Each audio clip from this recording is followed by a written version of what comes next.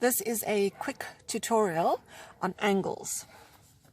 Our starting angle, the angle that is most commonly found, is what is called the right angle. A right angle, or a 90-degree angle.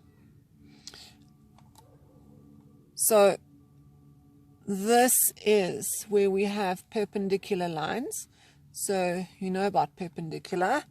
They meet at 90 degrees. A vertical and a horizontal line, they are going to meet at 90 degrees. So there's our 90 degrees, and that is the symbol for 90 degrees. It is a little rectangle or triangle put into the shape that you have. Sometimes it's colored in. I'm just going to do lines so that you can see what it looks like. So if we have a shape like a triangle, a 90 degrees triangle, that over there is going to be the 90 degrees. And as we said in class, sometimes it doesn't look like what it should do, what you think it should do. But when we do drawings, the thing that we are interested in are the symbols. And this is the symbol for a 90 degrees angle. So there's our angle. It is a 90-degree angle. The next angle that I want to go over is the acute angle.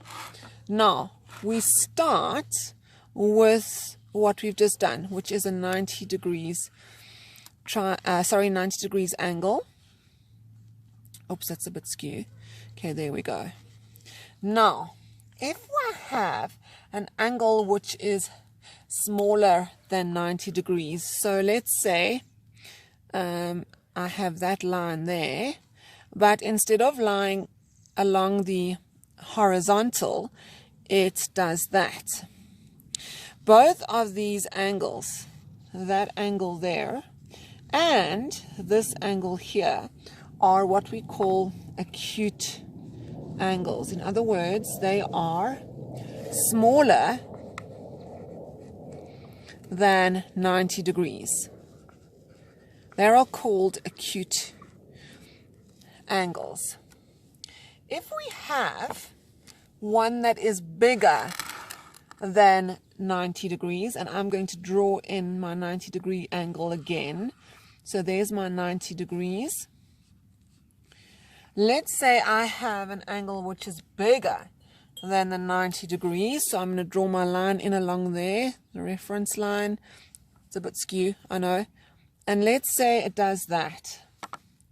Then this angle here, you can see, is bigger than 90 degrees, and it is called obtuse.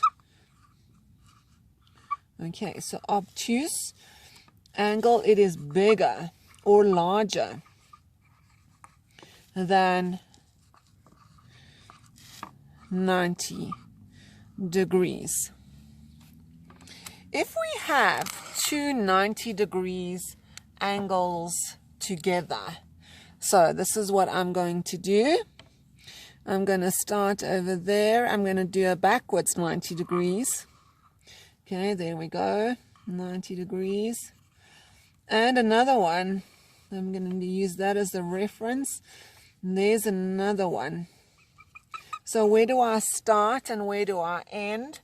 Well, here is my start line. There's my end line over there. This angle is a straight line. It's a straight line angle. How amazing is that? A straight line. And we know that a straight line is 180 degrees. We don't even have to measure it, because 90 plus 90 makes 180. And so it's 180 degrees. and it is a straight line. So we go from where we start to where we end, and that's how we measure that angle. Now, we have a couple more angles that we need to know. So let me put my board back up here. I'm going to erase my right angle. And if I have 4 90 degrees angles together, there's one, there's another, there's my third, there's my fourth. Or if I have 2 straight lines together, I am going to have a revolution. So if I start over here, we generally start when we are measuring, we always start at this point. This point is 0 degrees. It's the start. We haven't moved anywhere yet. And I end where I started. That is called a revolution. A revolution is where you come back to where you started, but you've gone all the way around. It's a circle all the way around. And that, if you have actually walked that or moved that, then you have moved 360 degrees. So the 0 degree line and the 360 line are one and the same. They are the same thing. That is called a revolution. It means a turnaround.